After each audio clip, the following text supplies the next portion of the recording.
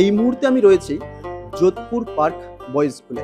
এখন এই সময় যোধপুর পার্ক বয়েজ স্কুলে থাকার একটাই মূল কারণ বা উদ্দেশ্য বলা যেতে পারে।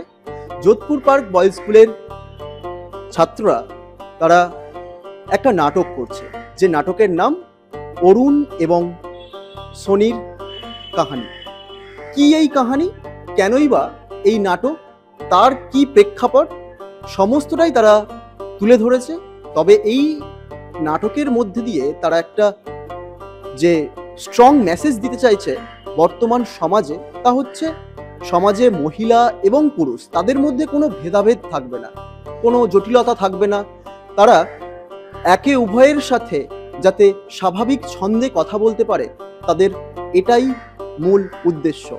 এবং সমস্ত জায়গায় তারা যাতে সমানভাবে চলাফেরা করতে পারে, কোনো রকম সামাজিক জটিলতা না থাকে, একটা মহিলাও তারা সমাজে সমান প্রাধান্য পাবে, এটাই কিন্তু তাদের মূল গল্প এবং লড়াই।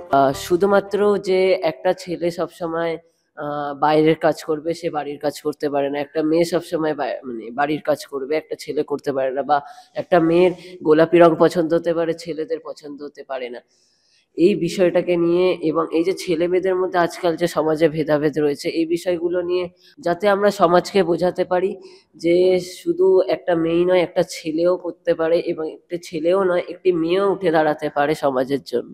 আমার চরিত্র বলতে গেলে যে এখানে মানে এই নাটকটার মেন রোল মানে যেটা হচ্ছে সোনি, যেখানে আমার মানে কি বলবো যে মেয়েদেরকে যে স্কুলের মধ্যে যেসব বুলি বা এই যে কয়দিন আগে যেসবগুলো হলো, সেই নিয়েই নাটকটার মধ্যে মানে আমাকে চরিত্রটা দেওয়া হয়েছে। তারা আনন্দ এবং উচ্ছ্বাসের সাথে তাদের সমস্ত চরিত্রটা তারা বর্ণনা করলেন।